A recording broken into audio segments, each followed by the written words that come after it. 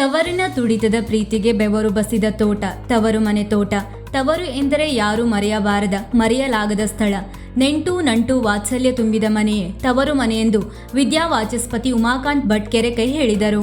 ಅವರು ಯುಗಾದಿ ಹಬ್ಬದ ಶುಭ ಸಂದರ್ಭದಲ್ಲಿ ಪಡಂಬೈಲ್ನ ದೊಡ್ಡಜಡ್ಡಿಯ ಸುರೇಶ್ ಹೆಗಡೆ ಅವರ ತವರು ಮನೆ ತೋಟದಲ್ಲಿ ನಡೆದ ಅಘನಾಶಿನಿ ನದಿ ಪೂಜೆ, ಬಾಗಿನ ಅರ್ಪಣೆ ಹಾಗೂ ಗಂಗಾರತಿ ಕಾರ್ಯಕ್ರಮದ ಸಭೆಯ ಅಧ್ಯಕ್ಷತೆ ವಹಿಸಿ ಮಾತನಾಡಿದರು. ದೇವರನ್ನು ಭಾವಿಸಿದರೆ ನಿಂತ ನೆಲವೇ ದೇವಾಲಯ. ದೇವಾಲಯ ಮಾಡಿಯೇ ಕ್ಷೇತ್ರ ಮಾಡಬೇಕಾಗಿಲ್ಲ.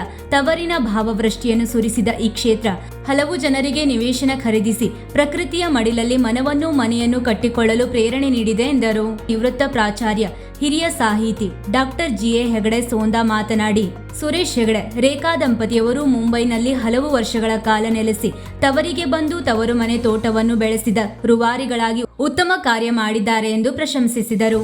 ಯುಗದ ಆದಿ ಯುಗಾದಿ, ಸೃಷ್ಟಿಯ ಪ್ರಥಮ ಹೆಜ್ಜೆಯನ್ನು ಸ್ಮರಿಸುವ ಕಾರ್ಯಕ್ರಮ ಯುಗಾದಿ ಹಬ್ಬ ಎಂದು ಯುಗಾದಿಯ ಮಹತ್ವವನ್ನು ಹೇಳಿ ಶುಭ ಹಾರೈಸಿದರು.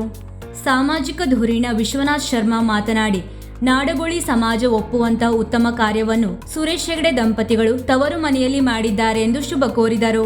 ತವರು ಮನೆ ಮುಖ್ಯಸ್ಥ ಸುರೇಶ್ ಹೆಗಡೆ ಉತ್ತಮ ಆದಾಯ ನೀಡುತ್ತಿದ್ದ ಎಂಎನ್ಸಿಯ ನೌಕರಿ ತ್ಯಜಿಸಿ ತವರಿನಲ್ಲಿ ಬೆವರು ಹರಿಸಿ ಹಂತಕ್ಕೆ ಬಂದಿರುವುದು ಎಂದು ಭಾವನಾತ್ಮಕವಾಗಿ ನುಡಿದರು. ತಾವು ಕಲಿತ ಹೆಗಡೆಕಟ್ಟ ಹೈಸ್ಕೂಲಿಗೆ ಮತ್ತು ಪಂಚಲಿಂಗ ಪ್ರಾಥಮಿಕ ಶಾಲೆಗೆ ಇದೇ ಸಂದರ್ಭದಲ್ಲಿ ಧನ ಸಹಾಯ ನೀಡಿದರು.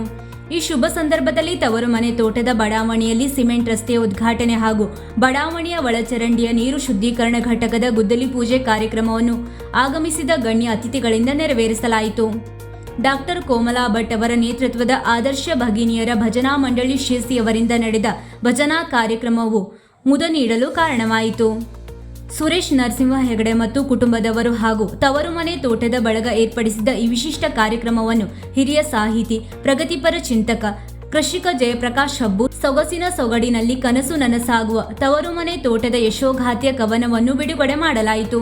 ನಂತರ ಕಾರ್ಯಕ್ರಮ ನಿರ್ವಹಿಸಿದರು. ತವರು ಮನೆ ತೋಟದ ರೇಖಾ ಹೆಗಡೆ ವಂದಿಸಿದರು. ವೀಕ್ಷಕ ಮಹಾಪ್ರಭುಗಳೇ, ನಮ್ಮ ಚಾನಲ್ ಅನ್ನು ಸಬ್ಸ್ಕ್ರೈಬ್ ಮಾಡಿ, ಶೇರ್ ಮಾಡಿ, ಪ್ರೋತ್ಸಾಹಿಸಿ.